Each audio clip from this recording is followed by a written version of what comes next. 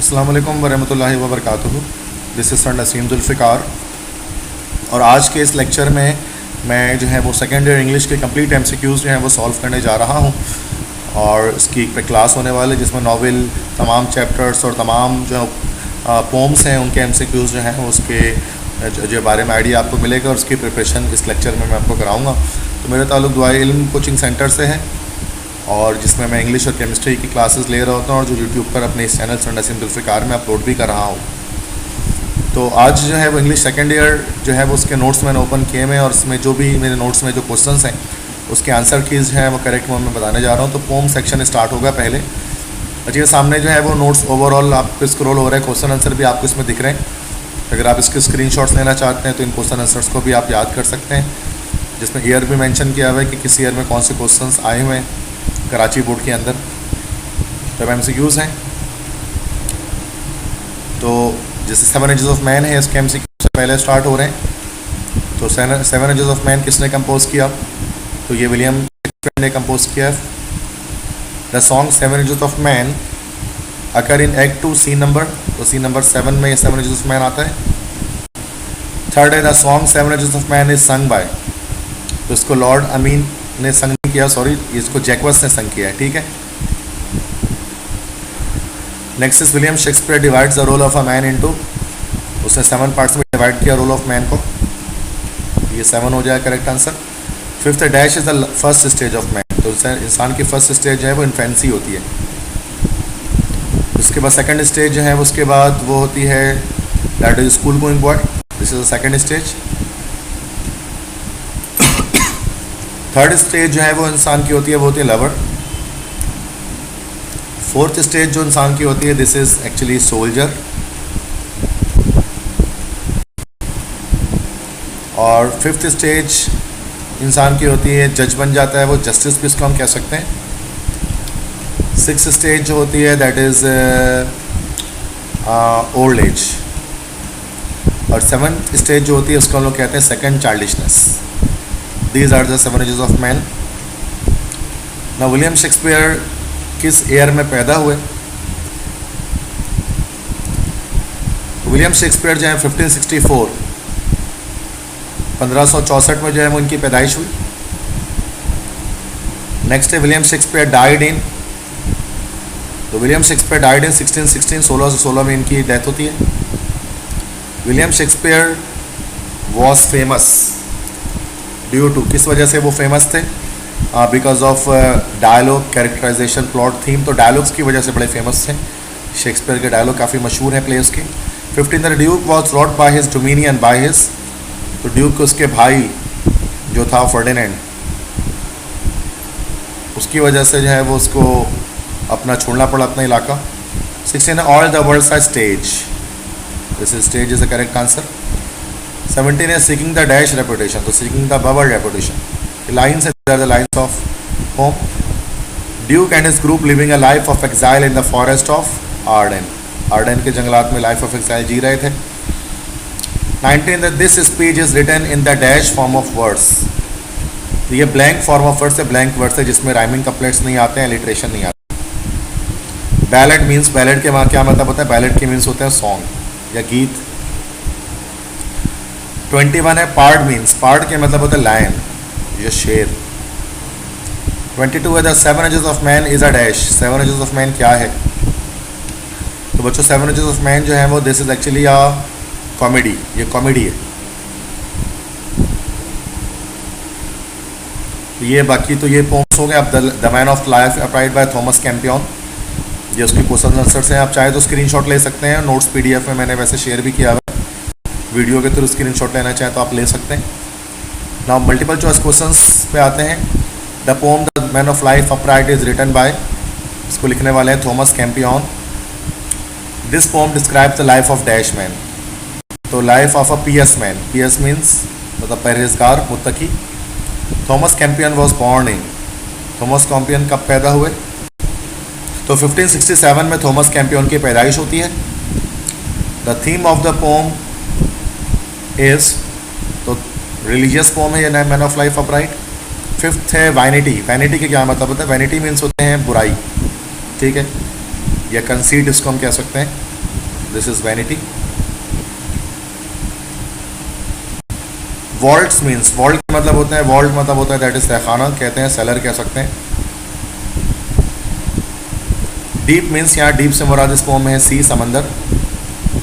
He acquired is higher education from what, तो उन्होंने आला तालीम कहाँ से हासिल की, थॉमस कैंपियन ने. तो उन्होंने आला तालीम कैम्ब्रिज से हासिल की, कैम्ब्रिज यूनिवर्सिटी से. और थॉमस कैंपियन वॉज डाइड, मौत कब हुई, वफात कब पाई उन्होंने, 1620 में. बट ये और उसके बाद फ्रॉम ऑल 10th है, फ्रॉम ऑल डिसऑनेस्टी और thought of vanity. These are the lines of poem. 11 है whom hopes to not dilute not sorrows discontent. B option correct. 12 है the man that man needs neither towers nor armor for defense. The 13 है the horrors of the deep and terrors of the sky. 14 है he makes the heaven his book, his wisdom heavenly things. These are the lines of poem The Man of Life Upright. 15 है the earth is sober in and quiet pilgrimage. pilgrimage मतलब सफ़र कह सकते हैं आप इसको. ठीक है बच्चों, ये पोम हो गया. Next poem lines from Samson Agonistes से स्टार्ट हुई है. ये जो है वो जॉन मिल्टन की लिखी गई नज़म है. इसके क्वेश्चन आंसर्स हैं जो कुछ है इंपॉर्टेंट है. जो ईयर जिसमें मेंशन हुए हैं ना, वो इंपॉर्टेंट क्वेश्चन आंसर्स होते हैं. ठीक है, कि किस किस ईयर आए हैं वो आप यहाँ से भी याद कर सकते हैं. PDF भी आपको अवेलेबल होगा. MCQs पे आते हैं. The poem lines from Samson Agonistes have been written by Samson Agonistes. Lines from Samson Agonistes किसने लिखा है भाई, तो ये लिखा है जॉन मिल्टन ने. सेकंड है Samson was the man of great what, great strength. बहुत ताकत थी उनके अंदर, सारी ताकत बालों में थी. थर्ड है Samson became captive due to the treachery of his wife. Wife की ट्रेचरी की वजह से उनको कब्जे में लिया गया. फोर्थ है dash is the moral lesson of the pome. उसका मोरल लेसन है रिवेंज एंड सेक्रीफाइस. वैसे तो कुर्बानी या रिवेंज के अंदर उन्होंने बेसिकली रिवेंज लिया था. ठीक है, इसराइल फिलिस्तीन से. फिफ्थ है dash was the deadly enemy of Samson's race. तो Philistine was the deadly enemies of Samson race. जैसे John Milton was born in, John Milton कब पैदा हुए, तो जॉन मिल्टन जो है वो 1608 में पैदा हुए. ईयर ऑफ बर्थ याद रखें, ईयर ऑफ डेथ भी याद रखें. सेवंथ है the poem Samson Agonistes is written in the form of dash verse. तो ये भी हमारे पास ब्लैंक वर्स में है, राइमिंग कम्प्लेट्स नहीं है. Eighth Philistine leaders made Samson dash to make him less dangerous. तो उन्होंने उनको ब्लाइंड कर दिया, आंखें निकाल दी थी उनकी. Ninth John Milton was himself. वो खुद भी ब्लाइंड थे जॉन मिल्टन. और John Milton was died in. John Milton की वफात कब हुई, तो 1647 में उनकी डेथ हुई. John Milton was the great poet of dash language. Latin language के ग्रेट पोइट थे, लातीनी ज़बान में लिखा करते थे. 12 है टू हीव पुल ड्रॉ और ब्रेक ही स्टिल परफॉर्म. ये लाइन्स हैं, these are the lines of poem. 13 है none daring to appear dash, none daring to appear antagonist. 14 है एंटागोनिस्ट का मतलब क्या होता है, एंटागोनिस्ट का मतलब होता है चैलेंजर, चैलेंज करने वाला. 15 है Samson agonist felt dash pillars in his arms. 2 pillars उन्होंने अपने आर्म में फील की. 16 है फ्लावर्स मीन्स. फ्लावर का क्या मतलब होता है, फ्लावर का मतलब फाइनेंस मेंबर. इस पोम की लाइन है ये. 17 है चॉइस मीन्स. चॉइस का मतलब होता है बेस्ट, चॉइस नोबिलिटी. 18 है हार्टर to lords what your command imposed I have performed. तो कमांड्स इम्पोज्ड, ये पोम की लाइन है. 19 now of my own accord such other trial. Accord मतलब ख्वाहिश. 20 when mountains tremble those two massive pillars with horrible convergence to and fro. तो to and fro. 21 है Samson with these inmixed inevitable pulled on the same destruction on himself. तो inevitable, ये सैमसन एगोनिस्टिस के questions वो MCQs के correct answers हो गए. ये जो PDF में शेयर किया है उसमें बहुत सारे स्टूडेंट्स कह रहे थे कि MCQs के आंसर्स नहीं है, तो वो कीज़ में यहाँ पर आपको साथ साथ बता देना और तैयारी भी हो जा रही है जिसके पास नोट्स नहीं है. नए lines from an essay on man, जो फेट के ऊपर एक पोम लिखी है अलेक्जेंडर पोप ने. इसकी समरी वगैरह यहाँ पर है और इस तरह से इसके क्वेश्चन आंसर्स हैं जो एग्जाम पॉइंट ऑफ व्यू से इंपॉर्टेंट है, वो मैंने यहाँ पर सारे शेयर किए मैं. You can learn it from there. MCQs पे आते हैं कि the poem lines from an essay on man is written by Alexander Pope. Alexander Pope completed his poem Lines on a Renaissance Man in उसको 1733 में इन्होंने जो है वो कंप्लीट किया। थर्ड है the poem lines from Renaissance man is what, तो ये क्या है, किस तरह की पोम है, तो it is actually a religious poem. Alexander Pope was born in, Alexander Pope पैदा हुए, तो अलेक्जेंडर पोप 1688 को ये हमारे पास पैदा हुए। 15th है God has written the book of fate from all creatures, खुदा छुपा लेता है किताब तकदीर को तमाम मखलूक़ात से। 6th the human know about the dash, इंसान किसके बारे में जानता है, इंसान सिर्फ प्रेजेंट के बारे में जानता है। 7th ignorance from the future and hope are the dash for mankind, और तो are the blessing for mankind, ये नेमत है इंसान के लिए। Alexander Pope was died in, Alexander Pope की वफ़ात कब हुई, तो 1744 में इनकी वफ़ात हुई। From brutes what man, from when what spirits know, तो spirits is the correct answer. Lines हैं अब ये शुरू हो रही हैं इसकी पोम की ना। Please to the last he crops the flowery food. 11th है dash to the future kindly given, O blindness to the future kindly given, lines हैं ये। But gives that hope to be thy blessing now. 13 essay on man addressed by dash to Lord Bolingbroke, Alexander Pope जो है खत लिखा था Lord बोलिंगब्रूक को, जो renaissance man कहलाया। 14th in the pome spirit means, spirit की क्या मतलब है, सोल, रूह। 15th Alexander pope prefers dash blessings in the pome, उसमें एक उन्होंने जो है वो ब्लेसिंग की बात की, that is fate, blindness to the future.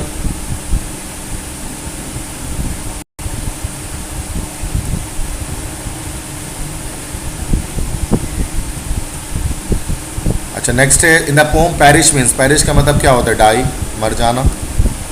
17 in the poem bliss means, bliss की क्या मतलब है, जॉय, खुशी।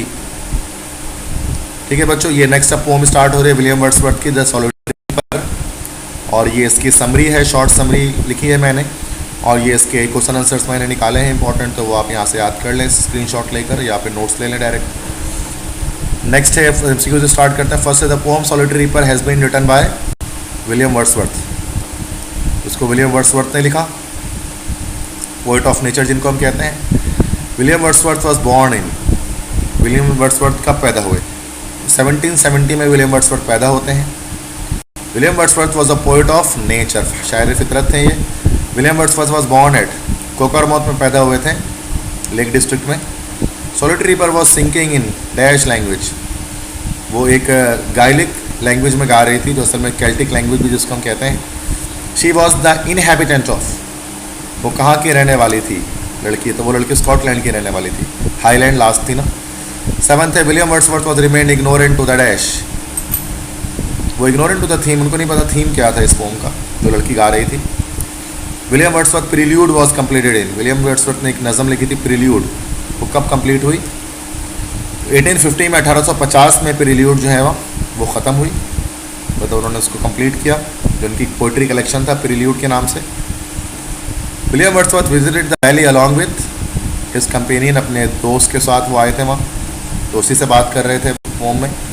10th है Celtic language spoken in the highlands of dash, तो स्कॉटलैंड के हाईलैंड में ये बोली जाती है, ऊंचे इलाकों में। William Wordsworth was died in, William Wordsworth की वफ़ात कब हुई, तो 1850, 1850 में विलियम वर्ड्सवर्थ की वफ़ात हुई। William Wordsworth compare the voice of the solitary girl by cuckoo bird, जैसे कुकू बर्ड से भी किया, दो बर्ड से किया है, तो बर्ड ज़्यादा बेहतर ऑप्शन है, क्योंकि नाइटिंगेल से भी कंपेयर किया है। 13 ले मीन्स, ले का क्या मतलब होता है, ले का मतलब है सॉन्ग, गीत। 14 है मेलैंकली, मेलैंकली का मतलब क्या होता है, मेलैंकली का मतलब होता है सैड, उदासी वाला। 15 है alone she cuts and binds again and sings a melancholy strain, तो अकेले ही वो काटती है और बांधती है अनाज को और गाती है गमगीन नगमा, मेलैंकली स्ट्रेन। 16 है of travellers in some shady हॉर्न among the Arabian, among the Arabian sand, अच्छा इसमें सारे ऑप्शन गलत हैं एक्चुअल में, the correct answer with be the Arabian sands, among the Arabian sands, ठीक है। 17 है in spring time from the cuckoo bird. 18 है will no one tell me what she sings, क्या कोई मुझे नहीं बताएगा वो गाती क्या है। 19 है सम नेचुरल सॉरो लॉस और पेन, ये सब लाइन्स हैं इस पोम की, अगर आप पोम पढ़ेंगे लाइन्स दिख जाएंगी।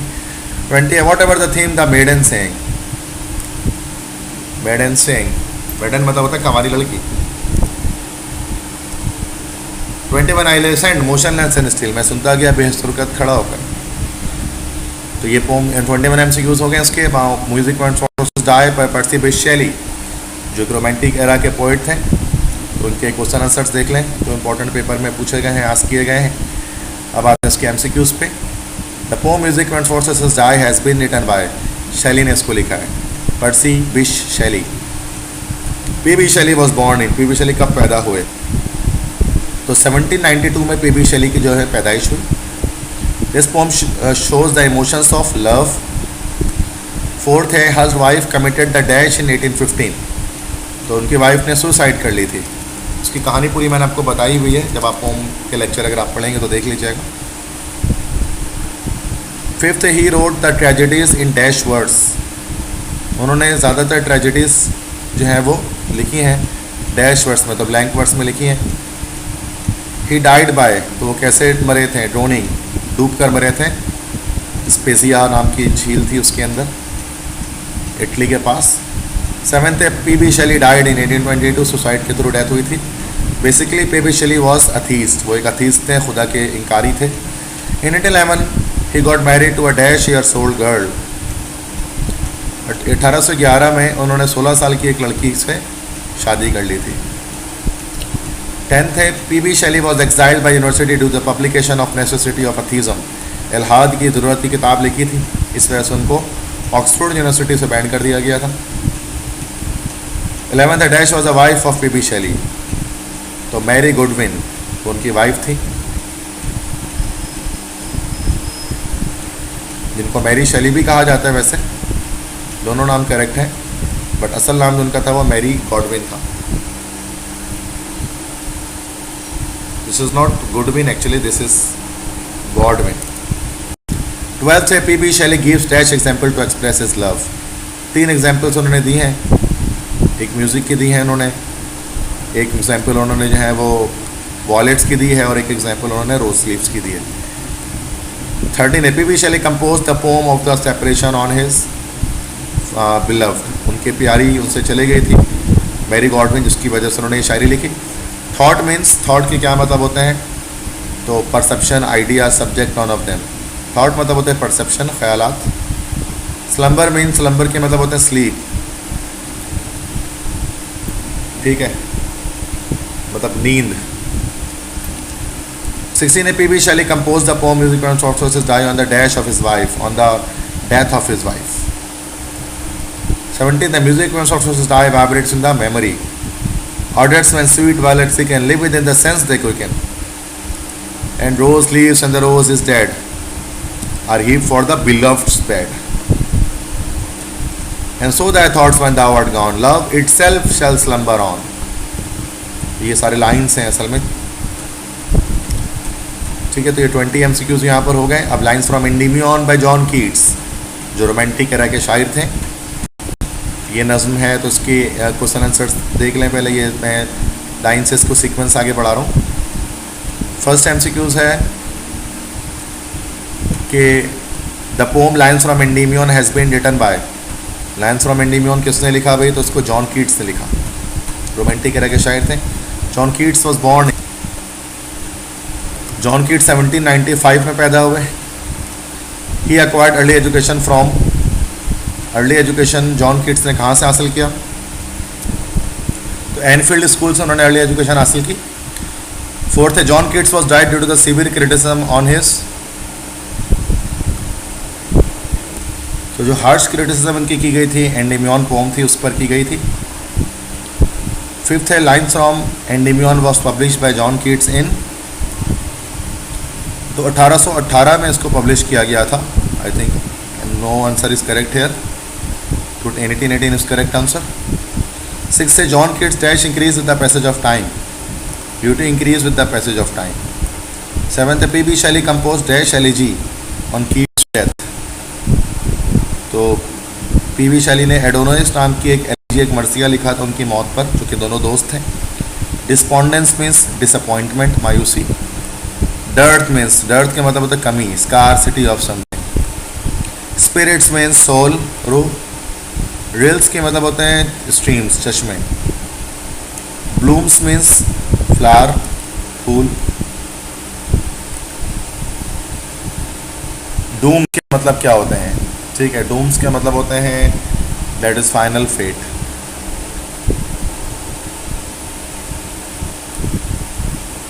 टेल्स के मतलब क्या होते हैं, टेल्स के मतलब होते हैं stories. John Keats divides the beauty into dash shapes. तो उन्होंने ब्यूटी के वेरियस हमारे पास शेप बताएं, तो उसका करेक्ट आंसर हो जाएगा 5 shapes.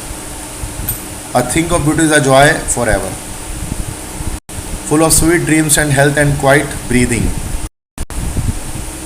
स्पार्ट of despondence of the inhuman dearth, कमी. ये सब लाइन्स हैं.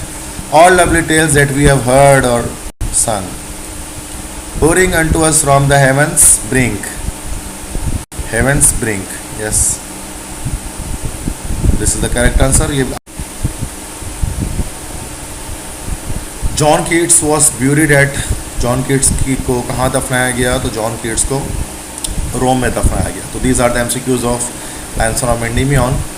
नेक्स्ट है Saint or the Second Not Availed by Arthur Hugh Clough. और इसके कुछ देखते हैं, ये क्वेश्चन आंसर्स इसके हैं यहाँ पर. MCQs पे आते हैं. The poem saint not the second not availeth has been written bye.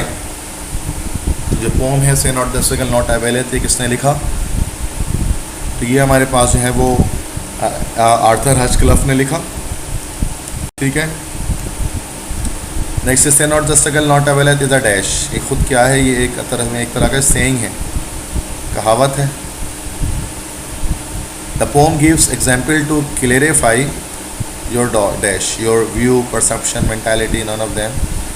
ये आपकी परसेप्शन को क्लैरिफाई करने के लिए है. Fourth, Arthur Hugh Clough was born at. Arthur Hugh Clough कहाँ पैदा हुए, तो वो लिवरपूल में पैदा हुए, इंग्लैंड में. Arthur Hugh Clough was born in 1819, 1819 में इनकी पैदाइश हुई. सिक्स है saint not the second not availeth was become famous. वो फेमस हो गई थी कौन से वर्ल्ड वॉर में, सेकेंड वर्ल्ड वॉर में, जब विंस्टन चर्चिल ने इसको पढ़ा था जंग में. सेवन्थ, दिस सॉन्ग वॉज संग between the war of America and Germans के बीच में जब लड़ाई हुई थी तब इसको पढ़ा गया था. Eighth, in this pome not means not, old English का वर्ड है ये. In this pome when means, when के मतलब क्या होता है, useless. In this pome field means battle field. In this poet preaches what, तो इसमें वो क्या पहुंचा रहे हैं, होप, उम्मीदें दे रहे हैं. ट्वेल्थ है the dash and the wounds are vain, the labour and the wounds are vain. ये लाइन्स हैं फर्स्ट स्टैंजा की. The enemy faints not faileth. If hope for dupes, fear may be liars. ये hope for dupes ये lines हैं. Your comrade chase even now the flyers. Seem here no painful inch to gain. Come silent flooding in the main. ये सारी lines हैं. Arthur Hugh Clough was died इन, किस year में इनकी वफात हुई, 1861 में इनकी वफात होती है, 1861. Next lines from Ulysses bye Alfred Lord Tennyson, Lord Alfred Tennyson. तो ये इसके क्वेश्चन आंसर्स हैं.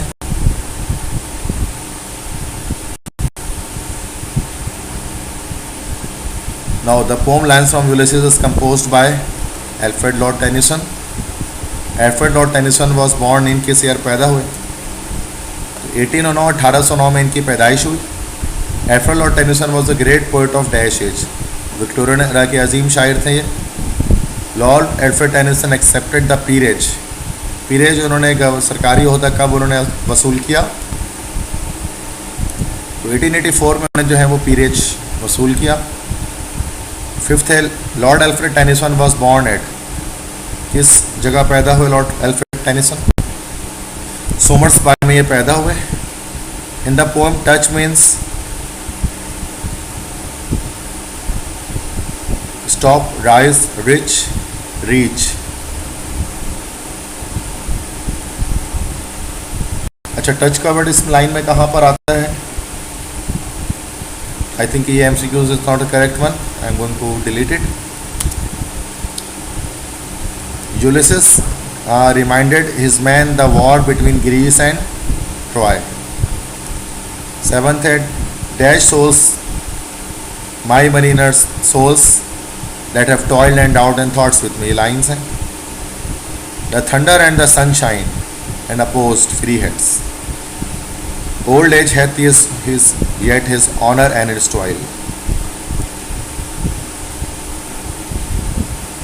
10th, death closes all, but something ere the end. Not unbecoming man that strove with gods.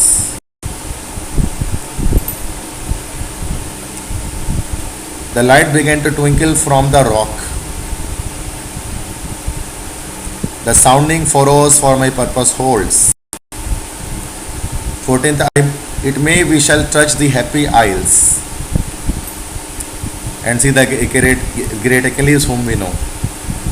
ठीक है, उसके बाद ये द लॉस्ट स्टार के क्वेश्चन आंसर्स हैं, इसके MCQs इतने इंपॉर्टेंट नहीं है। तो बेटा अब ये प्रोज सेक्शन पे आते हैं, चैप्टर्स पे आते हैं। 20 मिनट विद मिसेस ओकेंटप। प्रोज में आपको पता है एक अलग बुक है जिसमें हमारे पास जो है वो सारे जो है वो चैप्टर्स होते हैं। 20 मिनट विद मिसेस ओकेंटप, ये हमारे पास इसमें जो है वो फर्स्ट चैप्टर है। ये इसकी समरी आपकी आंखों के सामने चल रही है। Now you can see the question and answers here, and most of the questions here are important, so if you are doing all the questions then it means that they will surely come in your examinations. तो ये एक मेलो drama है Frank Arthur का लिखा हुआ। तो first है 20 minutes with Mrs Oakentop is written by, किसने लिखा है 20 मिनट्स विथ मिसेस ओकेंटप को? तो उसको फ्रैंक आर्थर ने लिखा। Frank Arthur was a novelist and novelist थे, और नॉवलिस्ट के साथ साथ क्या थे वो एक प्ले राइट भी थे, प्ले लिखने वाले भी थे। In 20 minutes with Mrs Oakentop the total characters are, 3 character हैं टोटल, ही, मिसेस ओकेंटप और porter. In 20 minutes with Mrs Oakentop the waiting room is, 2 passenger उसके अंदर थे और एक पोर्टर था। The lady puts her suitcase down on the bench, उसने बेंच पर रख दिया था सूटकेस को अपने। 20 minutes with Mrs Oakentop is an effective piece of drama. Melodrama one scene suspense drama को हम कहते हैं। Next, 20 minutes with Mrs. Okentup is notable for its skillful manipulation of suspense. 8th है the porter says this job is only fit for a shaggy dog. Porter का dialogue है ये। When the man throws his hat and coat on the bench, his glance falls on the suitcase on the level of street lady's suitcase. 10th है Mrs. Okentup was about 5 foot 3 inches इनकी height थी। He was wounded in Korea in June 1953. Mrs. Okentup lived at Stanhope. Saw once in a newspaper Mrs. Okentup's photograph. The Korean girl was about छोटी बच्ची थी, 14-14 साल की उम्र की थी वो, जो उसने देखा था कोरिया में। Before seeing the Korean girl, the man wanted to die. There are several sorts of men, but there are only 2 kinds of women. ये उस आदमी की लाइन्स हैं ही की। He tells her that he was driving at 60 miles an hour in a built-up area. She pulled out to overtake a bus. She was driving fast for a bet. ये उस आदमी की लाइन्स हैं ही की। She made bet for Weigert 5 pounds की शर्त लगाई थी ओकेंटप ने। Her rotten said at Weigert that she would not drive in from Stanhope Cross. So this will be Stanhope Cross to coast. Stanhope to the coast under जो है वो under 15 minutes. वैसे correct answer इसका है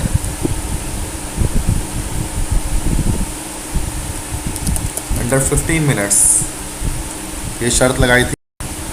So everything is true about your story except that you have come here to kill Mr Jokentop. ये Mr जोकेंटप का dialogue है कि सब कुछ ठीक है सवाए उसके कि तुम यहाँ मिस्टर जोकेंटप को कत्ल करने के लिए आए हो. उसके बाद reflections on the beginning is ये सेकंड चैप्टर है. बर्ट्रैंड रसल ने लिखा है in which he is advising the eastern countries, और इसमें ये क्वेश्चन आंसर्स हैं इसके. In the earliest history, the dash predominated, the east predominated. Reflections on the beginning is written by Bertrand Russell. Bertrand Russell was an eminent dash and scholar, mathematician and scholar. Wars between Germans and other Occidentals so enfeebled Europe. The British clinched to Malaya. Malaya is the old name of Malaysia. Dash is not recognized by East and West. Communism. मशरिक और मगरिब में इसको समझा नहीं. Seventh, dash is the most virulent form of Western imperialism. Communism is the most virulent form of Western imperialism. The world is divided into two blocks, East and West. Dash led the world in science. West will lead the world in science. The protest against industrialization is mentioned in Carlyle's book. इसका नाम था Past and Present. The philosophy of communism is Germany से आई है इसका फलसफा. The eastern countries should refrain. The eastern countries should refrain themselves copying the mistakes of the West. In Asia, there are dash distinct civilization. There are three very distinct civilizations: that of Islam, India, and China. Poetry and music were forgotten in machine philosophy. The industrial philosophy दोनों correct हो सकते हैं इसमें. Asia and Africa were tortured in the hands of Western people. The West, however, acquired the lead in civilization with the rise of Alexander. Lead in civilization with the rise of Greece. Conquest में Alexander के साथ फतूहात मिली. Seventh है in power with the conquest of Alexander. Sikandar आजम जिनको हम कहते हैं. 17th है ये. West lost his position through the wars between Romans and other Occidentals. Occidental means Western nations. Europeans with unpardonable insolitude call this period the Dark Ages. Columbus and Vasco da Gama were the pioneers of the new Western imperialism, and scientific technique was its main weapon. It is now Europe whose freedom is threatened by the alliance of Moscow with Peking. ये सारी चीज़ें मैंने chapter पढ़ा है, उसमें आप देख सकते हैं, डिटेल में डिस्कस किया है. Asia has suffered under the insolence मतलब जुल्म सितम white men. There are, it is true, some remnants of dash to be swept away. Some remnants of white imperialism to be swept away. 24. There is only one imperialism which now offers any menace to Asia. It is that of Russia. menace मतलब खतरा, जिससे खतरा है Asia को, वो Russia की जो है वो imperialism है. 25th, the power of England in the early 19th century was based upon a virtual monopoly of machine production या machinery. 26, it is a source of power. मतलब industrialization के बारे में कहा जा रहा है, it is a source of power. When industrialism was new in England, it rose indignant protest. A option correct. Gandhi, in spite of his immense influence over his compatriots, was totally unable to restore the spinning wheel. इस पूरी कहानी मैंने बताई भी उसकी chapters के अंदर. 29, the most sinister application of scientific technique is in regard to weapons of war. 30, the organization of the world into two blocks is dangerous. 13, Asia contains half the world population. 32, a modern cosmopolitanism is based upon machinery या industry. एक ही बात है, दोनों ही सही है, science and machinery. तो यहाँ पर ये करेक्ट आंसर है, साइंस, मशीनरी, इंडस्ट्री, तीनों ही करेक्ट हो सकते हैं वैसे. If human life is to be tolerable it can not be wholly mechanised. Line सही है. 34, the west throughout the last 5 centuries displayed extraordinary energy. I have not had the gift of prophecy and I cannot plumb the depth of human fully. इसमें ये बता रहे थे कि मुझे गैब का इल्म नहीं है. नेक्स्ट है the day the dam broke bye James Thurber, जो असल में एक ह्यूमर राइटिंग है जेम्स थर्बर की. ये उसकी समरी है, ये इसके क्वेश्चन आंसर्स हैं। उसमें कुछ इंपॉर्टेंट जो है वो एयर वाइज वो मैंने निशान लगा दिए हैं उसमें एयर वाइज। तो सबसे पहले करें जो एयर वाले हैं, जो किसी साल में एयर में आए हुए हैं। नेक्स्ट है मल्टीपल चॉइस क्वेश्चन है। पहला है the day the dam has been written by James Thurber. James Thurber is one of the foremost American humorist मज़ा निगार। Dash is a good example of Thurber's sardonic but affectionate view of human behavior. The dam broke. Dash was a native town of Thurber, Columbus. The flood rumor was spread in 1913. The other grandfather was Dash in height. तकरीबन 7 foot उनकी जो है वो height थी।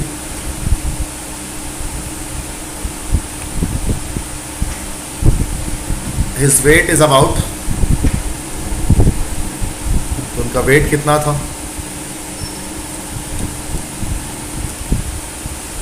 तो height जो उनकी थी वो टॉलर देन 6 फीट थे। तो बेहतर ये है कि हम इसमें ये बेहतर है taller than 6 feet is the correct one.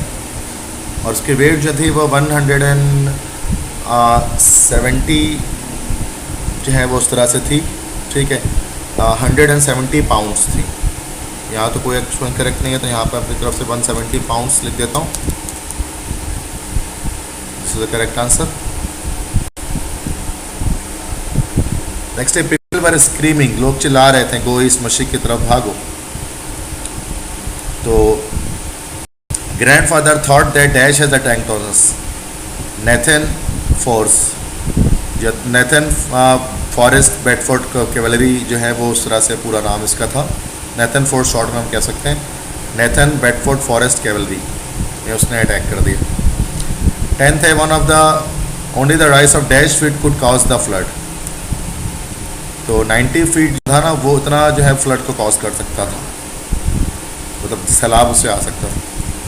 Sorry 95 feet जो है ना वो कॉज कर सकता था flood. somebody began to run perhaps, वो शायद कोई न्यूज़ बॉय था जो चिल्ला रहा था, तो उसकी वजह से सारी चीज़ें स्टार्ट हुई। Inside dash minutes everybody started running. तो 10 मिनट के अंदर सारे भागना शुरू हो गए। गो इस वॉज द क्राई या शाउट, मतलब चिल्लाने की जो आवाज़ थी। 14 the mother of the other took dash eggs, उन्होंने जो है वो अंडे लिए थे और 2 लोव्स ऑफ ब्रेड, एक दर्जन अंडे लिए थे और 2 लोव्स लिए थे ब्रेड के। A person was running to dash, एक आदमी भाग कर जा रहा था मरमा रेस्टोरेंट अपनी वाइफ से मिलने के लिए। Dash added the colour to the surging billows of people, ठीक है। तो dash added the colour to the surging billows of people, तो वो जो एक बच्चे की आवाज़ थी ना, जिसकी कॉप जो था उसकी आवाज़ की वजह से लोग और ज़्यादा भागना शुरू हो गए। 17 है doctor Mallory was resembled Robert Browning. 18 है Mary Celeste was the ship. Edith Taylor was aunt of author. Dash people took part in the great run, ठीक है। तो अब कितने लोगों ने पार्ट लिया अनकाउंटेबल, ये पता नहीं था इसके बारे में कितने एग्जैक्टली लोग थे। Doctor Mallory was running by hearing the voice of swishing sound जो था, वैसे शू स्केट्स के असल में वॉइस थी स्विशिंग की तरह, तो इसकी वजह से वो भाग रहे थे। Author and doctor Mallory met, तो वो कहाँ पर आपस में मिले थे ऑथर और डॉक्टर मेलोरी? पार्सन एवेन्यू में। This chapter describe the behaviour of the people at the time of panic. James Thurber who died in, James Thurber जो थे उसके ऑथर थे, वो उनकी मौत कब हुई? 1961 की डेथ हुई। The day the dam broke is a good example of Thurber's sardonic but affectionate view of human behaviour. The city was in hell during the frightful perilous afternoon in 1913, ठीक है। तो ये तो हो गया। इसके बाकी नेक्स्ट चैप्टर हमारे पास है लियाकत अली खान की एक स्पीच है Pakistan and the modern world, उसके कुछ क्वेश्चन आंसर्स हैं और उसके अलावा कुछ MCQs देखेंगे। उसके लिए आप लेक्चर मेरे जो है वो मैंने अपलोड की हुई है Pakistan and the modern world की भी, वहाँ से आप देख सकते हैं जाकर ईज़िली, ठीक है, Pakistan in modern world has written by Liaquat Ali Khan, क्योंकि असल में स्पीच है। Dash was the right hand of Quaid-e-Azam during independence, Liaquat Ali Khan. Liaquat Ali Khan was educated at the dash, ठीक है। लियाकत अली खान ने तालीम कहाँ से हासिल की? ऑक्सफोर्ड यूनिवर्सिटी से। Liaquat Ali Khan practice law in England में, उन्होंने लॉ की प्रैक्टिस की। Dash awarded the honorary degree तो लियाकत अली खान, कांसास यूनिवर्सिटी ने ऑनररी डिग्री दी PhD की ने। Dash was the first prime minister of Pakistan, Liaquat Ali Khan. Liaquat Ali Khan was also known as the name of Shaheed Millat. Liaquat Ali Khan acquired his early education from dash university, तो early education उन्होंने जो है वो किस यूनिवर्सिटी से हासिल की? अर्ली एजुकेशन अलीगढ़ यूनिवर्सिटी से उन्होंने हासिल की, BSc किया था उन्होंने वहाँ से। Liaquat Ali Khan born on October 1895 में ये पैदा हुए, तो सारे गलत ऑप्शन है, करेक्ट कर लेते हैं। 1895 1895 में इनकी पैदाइश हुई। ही डाइड ऑन 16 अक्टूबर 1951 में इनकी असैसिनेशन हुई। Liaquat Ali Khan was made speech in, speech किसे उन्होंने किया? 1950 में स्पीच उन्होंने किया, जो ये लेक्चर है।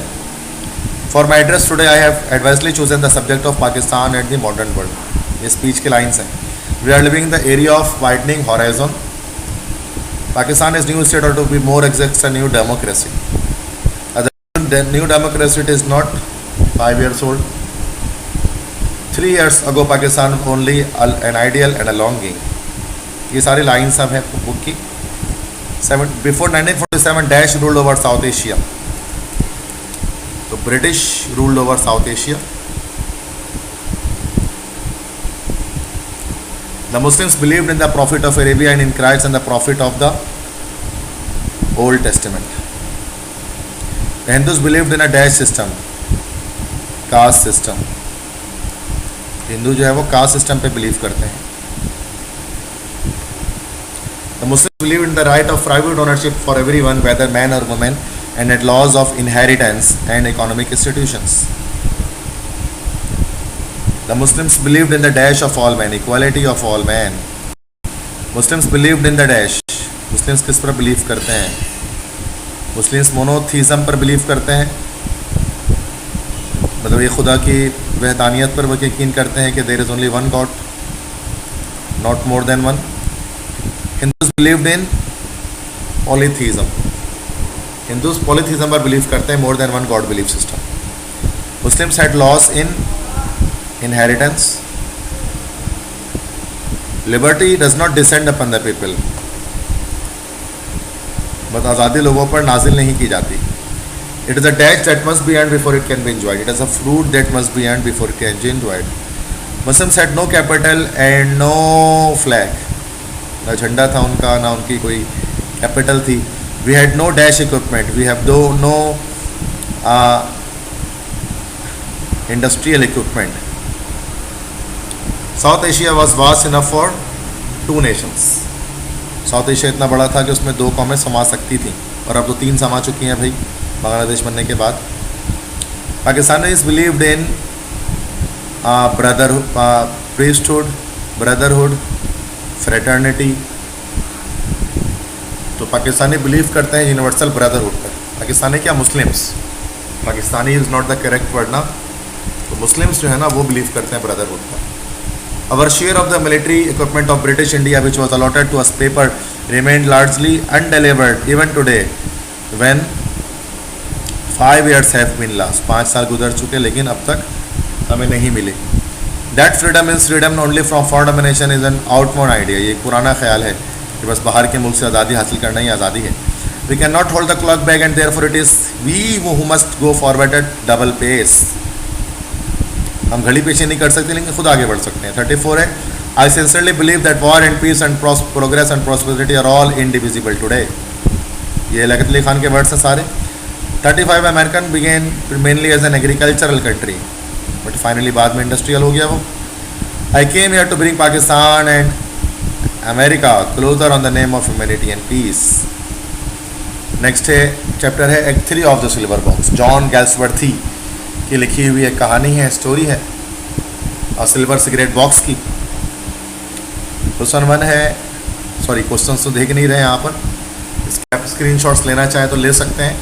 पीडीएफ में मैंने अलग से जो है वीडियो बनाई हुई है नोट्स की, तो वहाँ से आपको इसका पीडीएफ मिल जाएगा। John Galsworthy, sorry, the Silver Box is written by, Silver Box किसने लिखा है? इसको लिखने वाले जॉन गल्सवर्थी, एक British. John Galsworthy's work is the criticism on British society. Dash cases came up for the hearing, 2 cases आए थे hearing के लिए, एक इनकम्प्लीट था, एक कंप्लीट था। Magistrate remanded the girls for dash, तो lodging. The Silver Box is a powerful and strong case. Mister Barthwick, a liberal member of parliament. John was the son of Mr. Barthwick. He said that he had too much to drink and something came over him. Mr. Jones stole purse and silver box. The silver box was stolen at 9:45, 8:45 to 11. Mr. Barthwick took back the case of silver, took back the case of, कौन सा case उन्होंने back कर लिया? Silver box वाला। Mister Jones made quarrel with, उन्होंने Jack से लड़ना शुरू कर दिया। Jack Roper, Mrs Jones Marlow, Thomas Marlow से तो नहीं, रोपर से भी नहीं लड़े थे, मिसेस जोन्स से भी नहीं। Yes, quarrel with, Mrs Jones से लड़ाई की थी, उन्होंने बहस हुई थी, मतलब उनके घर पे जब वो सिल्वर बॉक्स लेकर आए थे घर। 13 Roper was a dash, Roper कौन था? रोपर था एक तरह से एक सॉलिसिटर था, मीन्स जज, वकील था। Dash was a butler at Barthwick house, butler कौन था बार्थविक के हाउस पे? Thomas Marlowe. थॉमस मार्लो जो था वो बटलर था। तो mister Jones came at, mister Jones आए थे किस वक्त? When Mr. Jones came at home, he was dash. Mr. Jones जब घर आए तो वो नशे की हालत में थे, he was unconscious, वो बेखबर थे। Mr. Jones assist Jack in opening the door of his home. Mr. Jones got the punishment of dash months, 4 months. John Galsworthy was born in 1867 में ये पैदा हुए, जॉन गल्सवर्थी जो राइटर हैं उसके, ठीक है। तो ये इसके एमसीक्यूज हमारे पास हो गए। नेक्स्ट है the world as I see it, and this chapter is written by Albert Einstein. और ये इसके सारे क्वेश्चंस हो गए जिसको आप याद कर सकते हैं, और अगर आपने पोम समझ लिया अगर इस चैप्टर को, you can write it by yourself as well, no need to reclaim it. First the world as I see it is written by Albert Einstein, ने इसको लिखा है। Albert Einstein was born in Germany in, तो Albert Einstein Germany में पैदा हुए, ठीक है, और किस जगह? तो 1879 में पैदा हुए। Albert Einstein is generally regarded as the greatest mathematical physicist of this is 20th century के जो सबसे ग्रेटेस्ट मैथमेटिकल फिजिसिस्ट हैं वो यही थे। Albert Einstein regarded as one of the greatest dash of all time, scientist of all time. Einstein's theory of dash has transformed scientist nations of time and space, relativity. Albert Einstein was born in the Germany of Jewish parents, वो यहूदी थे इनके वालिदैन। Albert Einstein went to dash in his early youth, early youth में ही अपने जो है वो स्विट्ज़रलैंड चले गए थे। Albert was awarded Nobel prize इन, जो है वो उसको किन ईयर में इसको नोबेल प्राइज़ मिला? तो 1921 में, 1921 में उन्हें नोबेल प्राइज़ से नवाजा गया। 9th Einstein wrote from for the dash man, common man के लिए उन्होंने लिखा। According to Einstein from the point of view daily life without man on whose smiles and welfare all our happiness depends, all our fellow man हम इसको कह सकते हैं। Schopenhauer was born in, Arthur Schopenhauer एक German philosopher था जो तो 1788 में पैदा हुआ था, और ये एक जर्मन फिलोसफर था,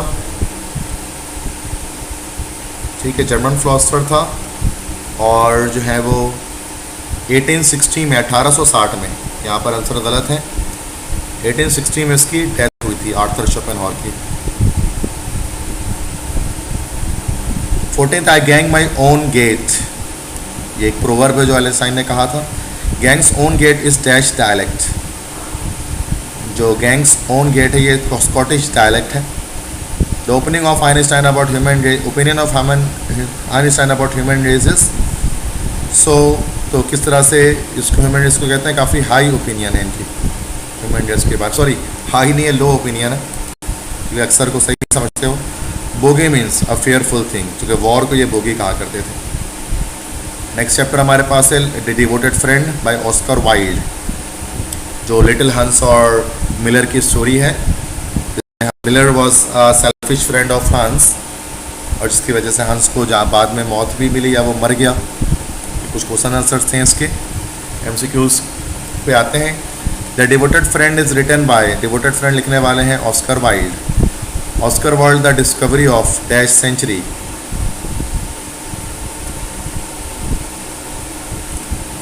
तो 19th सेंचुरी के थे ये ऑस्कर वाइल्ड, बच्चों के स्टोरी राइटर थे। Oscar Wilde became dazzling famous due to the publication of which novel, Dorian Gray जो नॉवेल लिखा था उसकी वजह से काफ़ी फेमस हो गए। Oscar Wilde serve the sentence of dash years, 2 साल की सज़ा उन्हें सुनाई दी गई थी ड्यू टू सोडोमी केस की वजह से। It is both tender and profound in statements of the comically dash between poor हंस एंड वेल्दी मिलर, तो कॉमिकली फ्रेंडशिप बिटवीन पुअर हंस and wealthy Miller. One morning the dash put his head out of his hole, the old water rat. You will never be in the best society unless you can stand on your head. What disobedience children, cried the water rat. They really deserve to be drowned. 9th, a water rat had dash beady eyes. उसकी जो है वो brown beady eyes थी. The tail of water rat is like a long जो है वो Indian rubber की तरह से उसका जो है वो उसका टेल था, उसकी दुम थी। Lynette was sitting on a willow tree, एक विलो के दरख्त में बैठी थी। He told the story of the Miller and हंस की कहानी ग्रीन लिनेट नहीं सुनाई थी किसको, ओल्ड वाटर रेट को। लिटिल हंस लिव्ड इन, लिटिल हंस कहाँ रहता था भाई, ये रहता था अपने कॉटेज में, अपने झोपड़ी में। हंस वर्कड इन हिज गार्डन, वो अपने गार्डन में काम किया करता था। Dash was the best friend of हंस, हंस का बेस्ट फ्रेंड कौन था, मिलर था, क्लेम करता था वो। Real friend should have everything in common. He had a dash sex of floor stored away in his mill, 100 sex of floor, और उसकी तकरीबन 6 जो है काउस थी, जो एमसीक्यू नंबर 18 है। And then during the spring the summer and the autumn he was very happy, खुश रहता था वो Hans. The new method of telling the story was told by Linnet. He was extremely lonely in winter. Miller does live in a dash house, Miller तो बड़े घर पे रहता था, big house. If poor Hans is trouble I will give him half my porridge and show him my white rabbits, ये Miller के बेटे ने कहा था। What a sleep boy you are, cried the Miller, Miller ने कहा कैसे बेवकूफ़ लड़के हो तुम, लगता है तुम्हें स्कूल भेजने का कोई फ़ायदा नहीं हो रहा। 25 dash is the most terrible thing and would spoil anybody's nature, तो एन वाई ये मिलर का डायलॉग है। 26 I certainly will not allow Hans nature to be spoiled, ये भी मिलर का डायलॉग है। Dash is the one thing and friendship is another. Floor is one thing and friendship is another. Lots of people act well, answered the Miller, but a very few people talk well. ये भी Miller ने कहा। Hans first sold the wheelbarrow, सबसे पहले उसने जो है वो wheelbarrow बेच दिया था, नहीं सॉरी व्हील बैरो नहीं भेजा था, व्हील बैरो एंड में भेजा था, सिल्वर बटन पहले भेजा था संडे को। हंस sold is dash the second time, फिर सिल्वर चेन बेची थी, फिर उसके बाद बिग पाइप उसने बेची थी, और फाइनली 4th उसने जो है ना वो अपनी जो है वो व्हील बैरो बेच दिया था फाइनली सर्दियों में, ताकि उसकी रोटी वगैरह खरीद सके उससे। 33 Miller thinks that generosity is the essence of friendship. One good action always breeds another, एक अच्छा काम दूसरे काम को शुरू करता है, तो breeds is the correct answer. It was very hot day, the road was terribly dusty. Dash said the Miller, you are very lazy.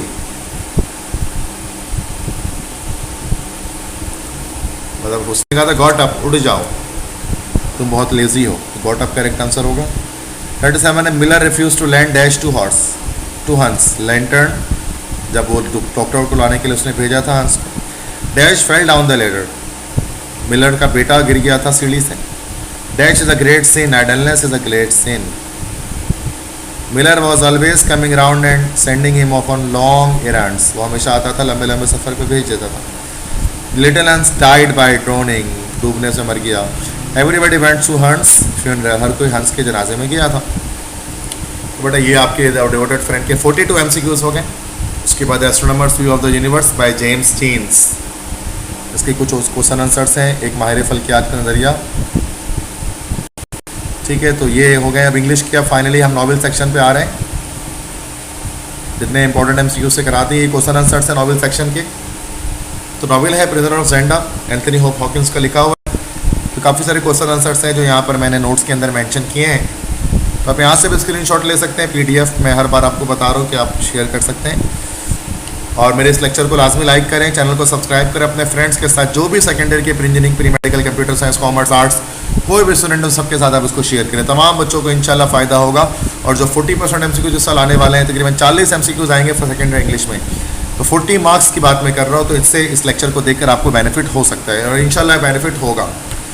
तो मेरी ये जो मेहनत है जो मैं आपके लिए करता हूँ, उस मेहनत का आप मुझे सपोर्ट करें और आप मेरे लेक्चर को शेयर करें, ज़्यादा से ज़्यादा फ्रेंड्स को शेयर करें, ताकि मेरे लिए भी सपोर्ट हो, मुझे एक इंकरेजमेंट मिले और आपके लिए डेली इस तरह की लेक्चर्स मैं आपके लिए बना सकूं। और अपने फ्रेंड्स के साथ भी तमाम लेक्चर्स को, वीडियोस को जो है वो शेयर करें, चाहे वो कोचिंग फ्रेंड हो, चाहे वो स्कूल फ्रेंड हो, चाहे वो किसी भी तरह से हो। अगर आप एक टीचर हैं जो आप मुझे सुन रहे हैं तो आप अपने स्टूडेंट्स के साथ इसको शेयर करें। ठीक है, तो कि अच्छी अच्छी चीज़ें नॉलेज मैं आपके साथ शेयर करता हूँ। देखिए तमाम प्रोज, पोइट्री, प्ले, 3 चीज़ों से हमारे पास आते हैं। प्रोज से आता है, पोइट्री से आता है, नॉवल से आता है। 40 MCQs वहीं से आएंगे, कोई ग्रामर नहीं आने वाली। तो टोटली तैयारी आपके 100% तैयारी आपके मैं यहाँ पर करवा रहा हूँ। ठीक है, तो देखिए इतने सारे क्वेश्चंस हैं, 74, 75 चले जा रहे हैं, क्वेश्चंस करते ही जा रहे हैं। ठीक है, तो 79 क्वेश्चंस मैंने इसमें डाले हुए हैं। इसमें से जो एयर मेंशन किए हैं, जो पास पेपर में आए वो क्वेश्चंस भी हैं। अब आते हैं ज़ेंडा के आखिरी MCQs की तरफ। The Prisoner of Zenda is written by, Prisoner of Zenda लिखा है सर एंथनी होप हॉकिंस ने। Prisoner of Zenda was written, किस ईयर में इसको लिखा गया। Next the old lady who provided shelter to Rassendyll was the advocator, वो किसको चाहती थी कि बादशाह बने, जो इन कीपर थी वो चाहती थी कि ब्लैक माइकल वो जो है वो असल बादशाह बने। 57 है countess Selga was in service of princess Flavia की बॉसम फ्रेंड थी। और Rudolf Rassendyll is the dash man, bearded man था वो, उसकी दाढ़ी थी रजनडाइल की, जबकि किंग रोडोल्फ की नहीं थी। 59 Rudolf Elphberg is the dash man, Rudolf Elphberg वो क्लीन शेवन मैन था। 68 डैश शेव रडल्फ रजनडाइल, रडल्फ रजनडाइल की शेव किसने की थी, जोसेफ ने की थी। ठीक है, तो जोसेफ ने उसकी शेव की थी। 61 है dash put the bucket of cold water on Elphberg, तो सेप्ट ने कोल्ड वाटर डाल दिया था उसके ऊपर उसको उठाने के लिए। Rudolf Rassendyll decided to send his luggage directly to the train, वो चाहता था कि लगेज जो डायरेक्टली ट्रेन से भेजे वो, क्योंकि वो ज़ेंडा पैदल चल कर जाना चाहता था, sorry Strelsau. When Rudolf Rassendyll opened his eyes he found dash man carrying gun, देखा कि 2 लोग गन उठाए हुए थे, उसको देख रहे थे फॉरेस्ट ऑफ ज़ेंडा में, Sapt of Fritz. Rudolf Rassendyll told them about dash lady, Rudolf Rassendyll ने उन्हें काउंटेस एमेलिया के बारे में बताया, उन दोनों शख्सों को। Dash invited Rudolf Rassendyll at the summer house, summer house में इनवाइट किसने किया था, ब्लैक माइकल के हुक्म से मैडम डी मुबैन ने उनको इनवाइट किया। ठीक है, तो मैडम मुबैन करेक्ट आंसर है। Dash Rassendyll, madam de Mauban इनको invite Rassendyll at the summer house. अच्छा, डैश ने ऑर्डर किया था कि वो ordered madam de Mauban to invite Rassendyll at the summer house, तो माइकल ने किया था ऑर्डर उसको कि वो किसी तरह से उसको इनवाइट करे, तो एक चाल थी इसकी। 67 है the king Elphberg was kidnapped by, उसको माइकल के फॉलोअर्स ने किडनैप कर लिया था, माइकल के गुंडों ने। The chancellor of the dash stood just behind marshal, the chancellor, ये उसके बाद की बात की जा रही है। कि जब कोरोनेशन सेरेमनी हो गई थी, the chancellor of the city was the dash was of dash party divided into two groups. दो हिस्सों में टूटी हुई थी सिटी स्टेल्सो की, old town new town. 70 dash was the most daring and dangerous among the six, तो Rupert of Hentzau. 71 है dash killed Black Michael, Black Michael को किसने मारा? ब्लैक माइकल को रिपोर्ट ऑफ हेंजो ने ही मारा था, ठीक है। अच्छा, उसके बाद MCQs number 72, Krafstein and Lauengram were killed by, इन दोनों को किसने मारा था? इनको इनमें से किसी ने नहीं मारा था, बल्कि रेजेंडाइल्स मैन, रेजेंडाइल के जो लोग थे इन्होंने इनको मारा था। A night outside the castle वाले चैप्टर में था। रडल्फ रेजेंडाइल किल्ड बर्सोनिन पाए, उसने बर्सोनिन को किसने मारा था? By means of a dagger, एक चाकू की मदद से। Dash inform Bertram about the departure of Mauban, George Featherly ने उसको जो है वो बताया था कि वो शहर छोड़कर जा रही है। Rudolf is more popular in Zenda than Elphberg, Rudolf more popular था,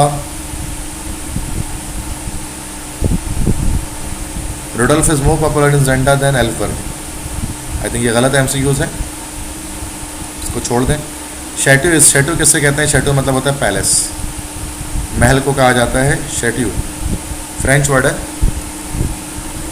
रडल्फ Rassendyll fell asleep after smoking his cigar in dash of Zenda, forest of Zenda में वो सिगार पीकर सो गया था, शुरू के सेकंड थर्ड चैप्टर में हो गई है। Rudolf Rassendyll opened his eyes and found two man regarding him with much curiosity. 78 है dash inform colonel Sapt that the horse were ready, किसने इन्फॉर्म किया था? जोसेफ ने इन्फॉर्म किया था। डैश अच्छा 79 है people shouted outside the station of Strelsau God save the king, वो चिल्ला रहे थे गॉड सेव द किंग, खुदा बादशाह की हिफाजत करे। रडल्फ रेजेंडाइल वांटेड टू बुरी, वो जोसेफ को दफनाना चाहता था स्प्रिंग लॉज पे। 81 anyhow he will not kill her, he will kill her and become king, he will kill her, kill होगा कंप्लीट करना था। 82 है Detchard De Gautet and Bersonin offered Rezendile a safe conduct to the frontier and dash pounds English if he would leave Ruritania। तो उन्होंने जो है वो 50,000 pounds देने का कहा था कि अगर वो यहाँ से चला जाए।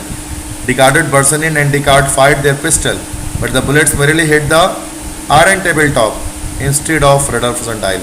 टी टेबल इंसिडेंट की बात की जा रही है उसके अंदर। 84 है Rudolf Rezendile escapes from the summer house over the wall of the crowd by means of a ladder, जिसके बारे में बोबैन ने बताया था उन्हें। 85 the Dresden train stops at centre, Dresden की ट्रेन इस सेंटर पर पहले स्टॉप होती है।